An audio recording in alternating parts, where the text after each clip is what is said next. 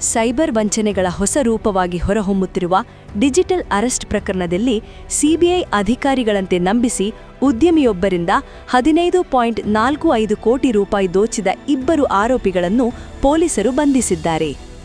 ಬೆಳಗಾವಿ ಮೂಲದ ಉದ್ಯಮಿ ಅಜಿತ್ ಗೋಪಾಲಕೃಷ್ಣ ಅವರಿಗೆ ಫೆಬ್ರವರಿ 7ರಂದು ಅಪರಿಚಿತ ವ್ಯಕ್ತಿಯಿಂದ ಕರೆ ಬಂದಿದ್ದು, ಆತನು ತನ್ನನ್ನು ಸಿಬಿಐ ನಿರ್ದೇಶಕ ಎಂದು ಪರಿಚಯಿಸಿಕೊಂಡಿದ್ದ.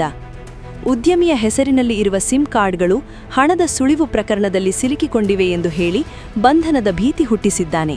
ಅಲ್ಲದೆ ಬ್ಯಾಂಕ್ ಖಾತೆಯಿಂದ ಹಣ ವರ್ಗಾವಣೆ ನಡೆದಿದ್ದು ಕಮಿಷನ್ ಸ್ವೀಕರಿಸಿದ್ದೀರಿ ಎಂದು ಸುಳ್ಳು ಆರೋಪ ಮಾಡಿ ಒತ್ತಡ ತಂದಿದ್ದಾನೆ.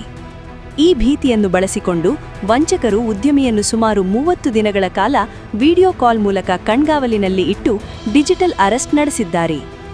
ತನಿಖೆಗೆ ಸಹಕರಿಸದಿದ್ದರೆ ಜೈಲು ಶಿಕ್ಷೆ ವಿಧಿಸುವುದಾಗಿ ಬೆದರಿಕೆ ಹಾಕಿ ಫೆಬ್ರವರಿ 9ರಂದು ವಿವಿಧ ಬ್ಯಾಂಕ್ ಖಾತೆಗಳಿಗೆ ಆರ್ಟಿಜಿಎಸ್ ಮೂಲಕ ಒಟ್ಟು 15.45 ಕೋಟಿ ರೂಪಾಯಿ ಹಣ ವರ್ಗಾಯಿಸಿಕೊಂಡಿದ್ದಾರೆ. ಘಟನೆಗೆ ಸಂಬಂಧಿಸಿ ಉದ್ಯಮಿ ಬೆಳಗಾವಿ ಸೈಬರ್ ಕ್ರೈಂ ಪೊಲೀಸರಿಗೆ ದೂರು ನೀಡಿದ ಬಳಿಕ ಸೈಬರ್ ಕಮಾಂಡ್ ತಂಡ ತನಿಖೆ ಆರಂಭಿಸಿತು.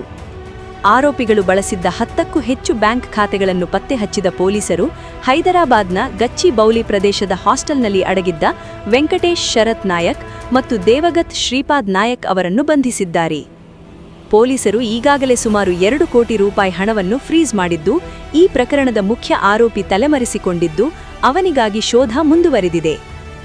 ಈ ಘಟನೆ ರಾಜ್ಯದಲ್ಲಿ ಸೈಬರ್ ವಂಚನೆಗಳ ಪ್ರಮಾಣ ಹೆಚ್ಚುತ್ತಿರುವುದನ್ನು ಎತ್ತಿ ತೋರಿಸುತ್ತಿದ್ದು, ಅಪರಿಚಿತ ಕರೆಗಳು ಹಾಗೂ ಅಧಿಕಾರಿಗಳ ಹೆಸರಿನಲ್ಲಿ ಬರುವ ಬೆದರಿಕೆಗಳಿಗೆ ಸಾರ್ವಜನಿಕರು ಎಚ್ಚರಿಕೆಯಿಂದ ಪ್ರತಿಕ್ರಿಯಿಸಬೇಕು ಎಂದು ಪೊಲೀಸರು ಸೂಚಿಸಿದ್ದಾರೆ. ಕರುನಾಡು ಟೈಮ್ಸ್ ಚಾನೆಲ್ನಲ್ಲಿ ಸುದ್ದಿ ಮತ್ತು ಜಾಹೀರಾತು ನೀಡಲು ಈ ನಂಬರ್ಗೆ ಕರೆ ಮಾಡಿ.